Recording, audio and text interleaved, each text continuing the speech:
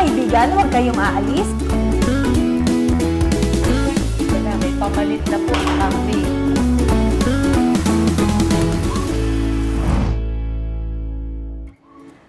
Sawadika. Sawadikap. Okay. Ano ba daw yun? Bakit ganun ang ating ngayon bati nakaoran ngayon? natin. Isang magandang umaga ulit sa ating lahat. Magandang umaga, tanghal kasi minsan international nanonood dito eh. So minsan gabi sa kanila o ano dito man. sa atin umaga. Oo. Ganun pa man ay sa ating mga tagapanood, alam ko excited na silang malaman ano ba lulutuin ngayon. Eh bakit ganun ang greeting natin? Para saan ba yun? Kasi yun ang ating pagkain ngayon. Wow. Mula saan ba yun? Thailand. Sa Thailand. Yung isa nating kasama, si Risa Del, yung MRD, no? Doon nandun siya sa Thailand ngayon. Sa kanya galing yung recipe ito. Okay, sa kanya galing ang recipe ito. Ano daw ang ating kasarapan ngayon? Makikita ito sa ating mushroom resto. Okay, makikita to sa ating Menu. Nasa menu to. ng MRD Mushroom Factory. Okay. So sige, maganda yung tinatawag nating cow pad rice with crispy mushroom. Bago natin namnamin ang ating Thai na recipe ngayon, Thai vegetarian recipe ngayon, ay dumako natin at namnamin muna ang salita ng ating Panginoon. Okay, makikita sa Matthew 6:34, "Therefore, do not worry about tomorrow, for tomorrow will worry about itself. Each day has enough trouble of its own." Maganda na naman diba? yung verse. Oo. Kasi ang mga tao ngayon, Desa, ang problema, alala ng alala. Oo. Hindi mo pa nga alam kung anong mangyayari doon. Ang kadalasan Yung problema na nila yan. Oo. Kadalasan, ang inaalala pa, negative lagi. Pwede naman kasing mangyayari, may positive at negative. Pero laging negative ang nasa isip, no?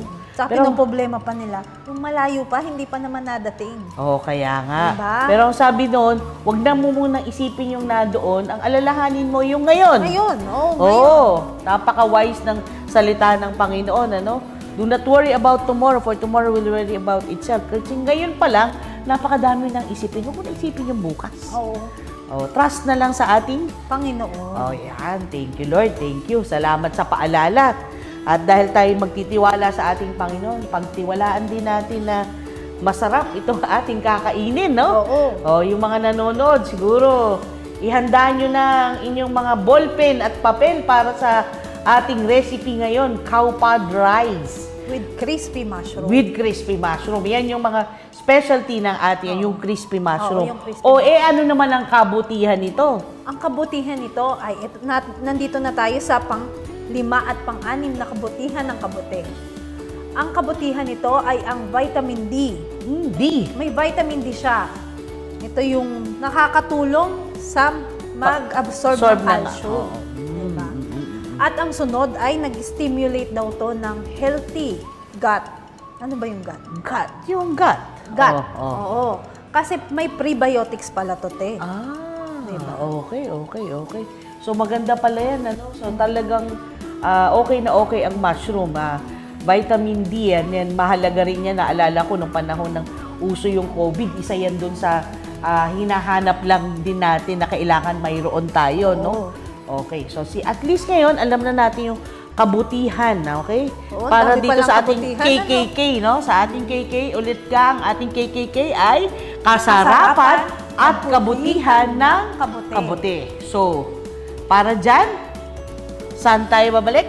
Mga kaibigan, huwag kayong aalis at magbabalik tayo para sa ating cow pad rice with crispy mushroom. Okay.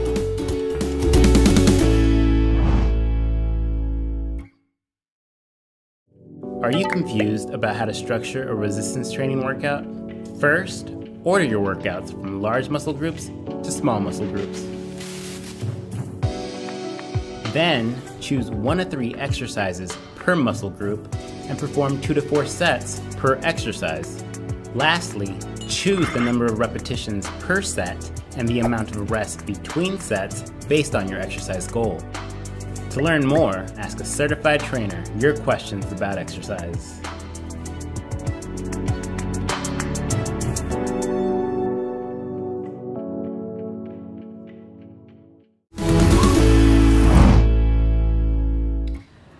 Okay, maraming salamat sa inyong pagbabalik. Talagang ito po ay isa sa pinaka-exciting na portion ng ating cooking show na KKK. Kasarapan At kabutihan ng kabute. Yan. Ano ngayon ang ating highlight nga ulit? Cow-pad rice with Crispy mushroom. crispy mushroom. Crispy mushroom. Yan ang isa sa mga bestseller ng MRD Mushroom Factory. Talagang pag pumunta kayo dun, marami iba-ibang flavor. Merong crispy mushroom na usual. Hot and spicy. May hot Meron and ding spicy. parmesan. At saka soy honey. Oh, soy Yun yung honey. paborito mo, soy Oo, honey. maraming din may nagugusto dun sa soy honey. Ayan. Pero, sorry po, ang papatikim lang natin dito, o papakita lang natin, ay yung crispy mushroom. Yung cow-pad rice, saan ba galing ang cow-pad rice? Sa Thailand. Kaya sawadika. Sawadika. Kanina, sabi nga Oo, natin, kanina no? lang. Oh, so, cow-pad rice, yung kanilang kanin ay merong, ano bang ingredients ng cow-pad rice? Okay. Ang ingredients ng cow-pad rice, syempre, ang kanin natin, tapos ang pechay, Okay. tapos may bawang, sibuyas, kamatis, at saka onion spring. Wow. Tapos may soy sauce tayo dito, toyo. Tapos ang pang-garnish natin, kasi lagi naman silang ganun sa Thailand, ang kanila hindi kalamansi eh. Lemon, dahil wala silang kalamansi. Pipino and lemon. Ay, pipino and kalamansi ang ating Oo, pang-garnish. Kung sa kanila, lemon linalagay kasi nila. pang-alis umay yan dahil yung may prito kasi. Ngayon, dahil titingnan natin yung kabutihan nitong nung ating ginagawa. No? Oo. Kabutihan ng petsa. Alam mo ba, sa lahat naman ng mga gulay, marami tayong kabutihan nakikita. Pero itong sa pechay, dito palang 20. Oh, pwede nang maubos yung oras natin. Oo. Alam mo, maraming kabutihan ng pechay. Isa na dyan ay maganda yan sa usapin ng magbubuntis. Pechay might help you maintain a healthy pregnancy. Oh. Ayos na ayos, no? It could benefit eye health yung sa mata natin. Maganda yan, maganda. At marami pang iba. Marami yung vitamin K, vitamin C, may fiber siya, at pwede rin siya doon sa usapin ng digestion natin. Lowers blood sugar. Mahalaga yun, Maganda lowers sa mga blood sugar. may diabetes yan. Oo, kaya maganda po talaga yung merong pechay. Ang pechay. Bao. Ayan, sige. Mamaya, sabihin ko pa yung mga ilang pang benefits nito. Pero sige, baka pwede na nating simulan. Okay. Yung Muna tayo sa ingredients naman crispy. ng crispy mushroom. Oh. Okay, ang crispy mushroom, syempre, ang mushroom natin. Tapos, ang harina. Tapos, salt and pepper. Tapos, naglalagay tayo kasi nito ng garlic powder at saka onion powder. Ay, naglalagay tayo pampalasa ba? Pampadagdag ng umami. Garlic at saka onion powder. Tapos, sa bowl, lalagay natin to. Ano ito? Ano nga ito? Ito, mantika yan. Mantika, Mamaya natin sa panggisa. Okay. So, ito na po yung classic crispy mushroom. Oo. Wag pipikit kasi maganda po yan. Sige, go. Ate, paabot nga ako ng gloves natin dyan. Of course. Sige. Okay, lalagyan natin ng salt. Titimplahan natin. Tapos, pepper. Tapos yung powder, onion powder. Kasi nakakadagdag to na lasa. Ayan. Tapos haluin natin. Parang minamarinate mo lang siya. So talagang mahalaga talaga ang bawang at sibuyas. Oo. Lalo na mga Pilipino, no? Kasi, Oo. lalo na pag vegetarian ka, kasi yun lang yung nakakapampalasa Lasa mo, talaga. oo. Kaya, inaano Saka natin. mushroom yan. Ayan, nahaluin natin. Bawang, sibuyas, onion powder pala. Para Gano'ng masarap. karami yun? Amoy na amoy mo yung onion eh. Di Oo ba? nga, oo nga. Kaya masarap, dagdagan pa natin. Para malasa siya. Alright. Okay. Tapos, lagyan natin pa ng konting salt lang. Asin. Dagdagan pa natin kasi Para may lasa, no? malasa. O yan, ganyan na siya. Mm. Tapos saka lang natin, syempre, dapat gusto natin mainit yung mantika, parang chicharon. Tapos lalagyan na natin ng harina. Harina. Alright. Yes, yan yung Yung iba nilalagyan na nila ng egg. Oh. Kaso mas nakakaano kasi. Lalansa? Malansa. Maganda kasi. Coat mo lang siya maigi talaga sa flour. Oo. Kaya vegan pala to, no? Yung crispy mushroom Oo, vegan siya. Tapos dagdagan pa natin siya ng additional sa flour. Okay. Yan. Yan, coat na coat. Yan, di ba? Naka-coat na siya. Ganda na. Habang iniinit yung mantika natin, oo. Side na natin yung... Yan yung kapalit ng manok, no? Di ba? Sabi nila parang chicken skin. Oo, parang akala nila nga. Okay. Akala nila pero yung pala, mushroom. Mushroom. Ayan, mainit na yung mantika natin. Tapos lagay na natin. Oh, wow. Wow! Yan. So, nakwento ko naman sa inyo yung history namin, no? Sa mushroom, no? Nagsimula yan doon sa pag-isip ng alternative sa fried chicken. Ayan. So, ngayon, meron ka ng alternative, no? At mas healthy na alternative, no? Tapos, ang secret niyan, para hindi talagang crispy siya, huwag mo siyang hahaluin. Ah, talaga? Iyan mo siyang maluto lang siya. Ang dami naman natin natutunan Pag nakikita dito. mo na siya na stable na siya, yung kumbaga stable na siya, naka-coat na siya, saka mo lang siya pwedeng haluin. Kasi kapag hinalo mo na siya, malalaglag siya. Malalaglag lang yung flour, sayang. Yun yung nakaka-crispy, yung flour. So, sa mga nanonood natin, isang mahalagang tip yan mula kay Chef Desa Delica Tibayan. Matibay na matibay ang ating mga recipe rito. Sigurado nating masarap. Ayan.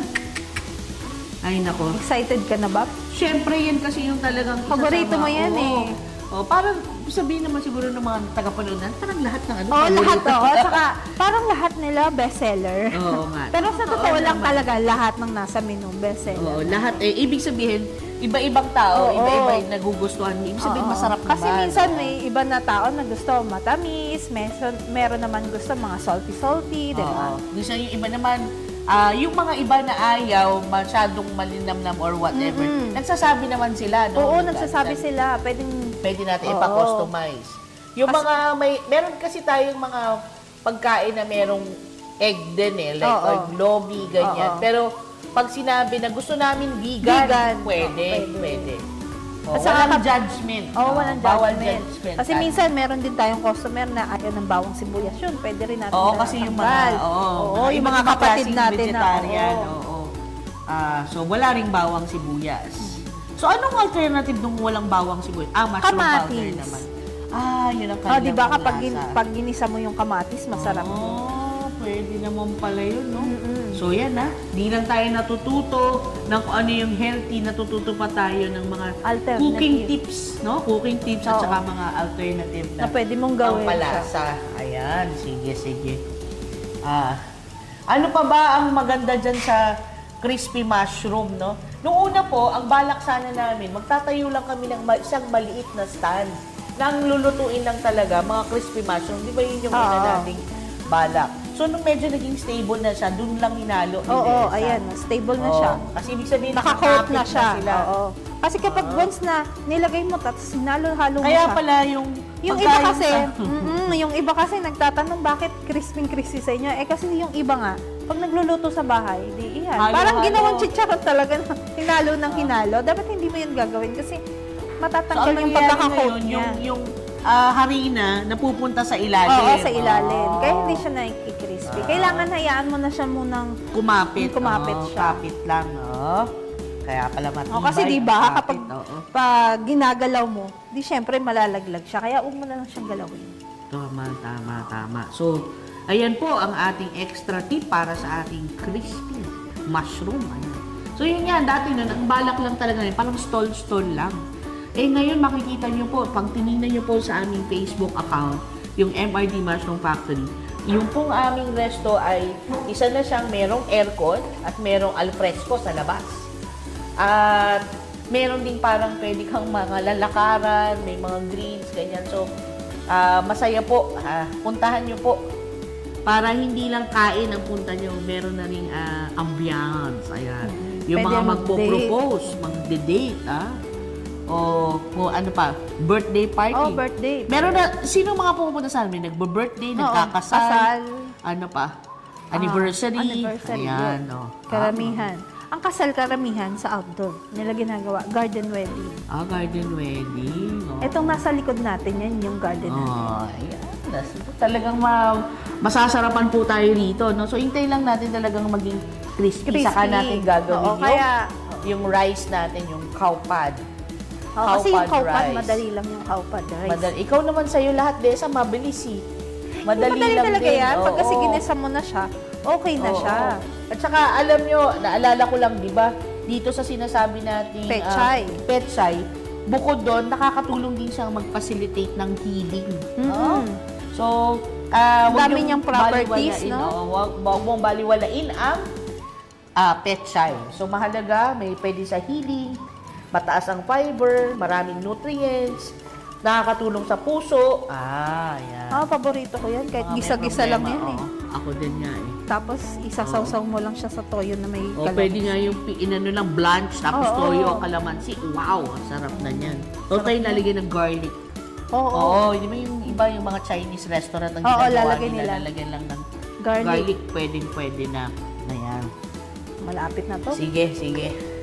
Lapit na ba? Maganda yung brown na brown. Ano? Parang crispy. Oo. Tama yan. Tapos, alam mo ba, Desa, nakakatulong din ang Pechay. Nagbibigay yan ng energy. At meron din siyang nakakatulong sa nervous system at saka better circulation, no? Sabi ko nga sa'yo, 20 to eh. Kahit 20. na mamaya pa, kaya-kaya nating punuan yung mga benefits, no?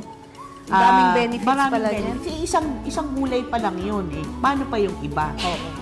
Talaga pong, ang punto lang, sanayin po natin talaga na ang kakainin talaga natin ay mga plant-based diet. Ayan. Kasi marami po siyang benefits over doon sa hindi. Ayan. Wow! Ayan, brown na. Okay na siya. Galing dito sa cooking show eh. Nagta-time-lapse yung oras, no? So, yan. Pag nakita nyo ganyan naka-brown, pwede nang hanguin, ano? Ayan. So, meron na tayong ulam. Ayan. Kailangan na lang ngayon yung ating kanin na may gulay. Yes. Yan naman ang ating gagawin ngayon. So, tapos, ate, makikihawak nga. Lalagay mo dito. Okay. Yes, of course. Kukunin yan. Lalagay doon. And, para naman sa ating kanin. Of course, sabi ko sa inyo eh, wala akong kaklamsihan eh. Yan. Alright. Para sa ating ano? Para naman sa ating rice. Anong unang gagawin? Una ay bawang. Bawang. Yan. Yan.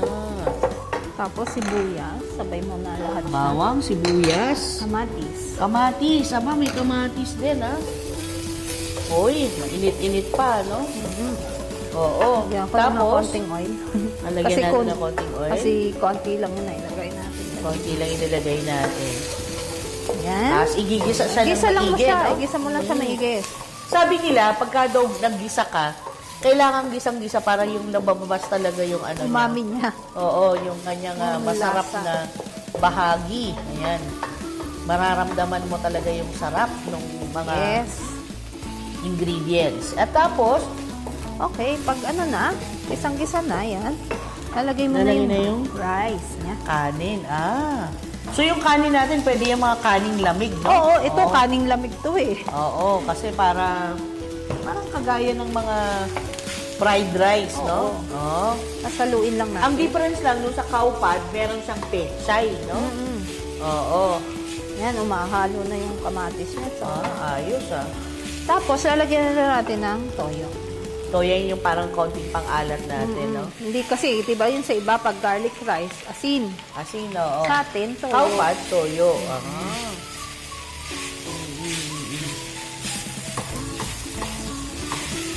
Ayos na ayos, Ayos na ayos yan sa ano? Rice. Sa ating crispy mushroom. Kailangan natin siguro ng plate dito na maganda. Ay, dito pala. Ipe-plating ko into 2. Good for 2. Yes. Tapos, lagay na natin yung pechay. Dulo yung pechay kasi mabilis maluto yung pechay. At saka itong ating spring. Okay. Hayaan lang natin Oo, lutuin lang natin yung pechay natin. Oo, kasi mabilis namang maluto ang pechay. Kasi pag nag-green na siya, pwede na siya. So, ang para pala malaman mo na okay na yung pechay, kapag bumabalik yung green niya. Oo. Alam mo na siya. Tingnan mo. Bumabalik na uli yung pagka-green. Ibig sabihin, luto na siya. Pagka na-overcook na, ano naman ang itsura niya? Lanta lang. Lantan. Pangit na. Hindi mo na siya makita kasi naghiwa-hiwalay na siya. So, dapat yung medyo green-green pa rin siya talaga. Kasi yung sa cow pad rice natin, kitang-kita talaga yung pechay, no? Oo. Ayan. So, meron tayong mga fusion ng iba't ibang luto, eh. Ayan, Thai ito, Thai. Yes. Tapos, lalagyan na lang natin siya. Okay. Pe-plate. Wow. Pe-plate natin na parang yung sa, lang. Ayos, Yan. Tapos, lalagyan natin ng crispy mushroom sa side.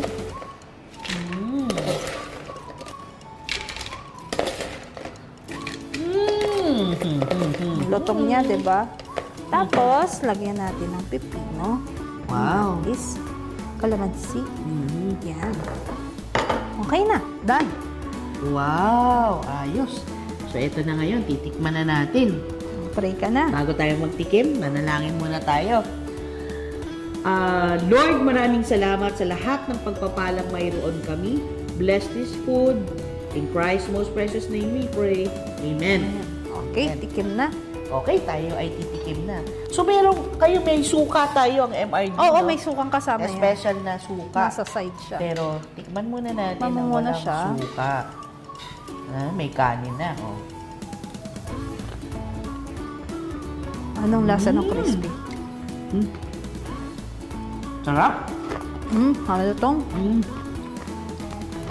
Pwede sa breakfast, lunch, at dinner. So, mga nanonood po dyan, no? Alam ko po, natatakam kayo. Sarap, sobra. Kasi masarap. Lasang-lasa mo yung garlic powder. Nanamnamin ko lang po, baka kasi hindi okay sa second. Mukhang okay na okay kasi nakailang kang subo. Marami pong bumibili dito, Jessa? Marami. Laging yan eh. Lalo na si attorney. Araw-araw. Walang palya. Meron siyang kain dito. So, para sa ating mga tagapanood, maraming salamat po sa inyong panonood ng ating KKK. Ang kabutihan ng kabote. Oo. Yung K sa unahan, kasarapan. Ay, kasarapan. Yung sobrang sarap, nalilimutan mo na yun. Nalilimutan ka ng kasarapan. So maraming salamat po sa inyong panonood. At wag po kayong mawawala sa susunod po natin na episode. Ang susunod po natin episode, kung galing tayo ng Thailand, pupunta naman tayo siyempre sa parang ito, American style, to. no? Style. Ano nga yung ating episode 5? Ultimate mushroom burger na may kasamang banana juice. Aba, pwede pa lang gawing banana ang juice. Best seller rin natin to eh. Yung ultimate pwede mushroom gawing burger. juice ang banana, baliktad. Gawing juice ang banana, so best seller din natin to sa mga pag pumupunta ng hapon, ano? Oo, merienda nila. Mushroom burger. Yan yung aabang-abangan lang. So, paano kaya? Aabangan nila yung patties natin kasi marami rin na bili sa atin ng patties. Kung paano natin gawin yung patties. Yun. Oo. At saka yung patties natin, talagang mushroom lang talaga. Kasi yung iba, may sabi hinahalo. nila, mushroom burger, pero may kasama. Oo, nilalagyan na nila ng extender. Ito, wala pong extender. Just lean meat of mushroom. Ayan. So, yan po. Muli, to God be the glory. Salamat sa Panginoon sa lahat ng pagpapalang binibigay sa atin. See you next time sa ating KKK sa ating susunod na episode. Thank you po. Salamat po.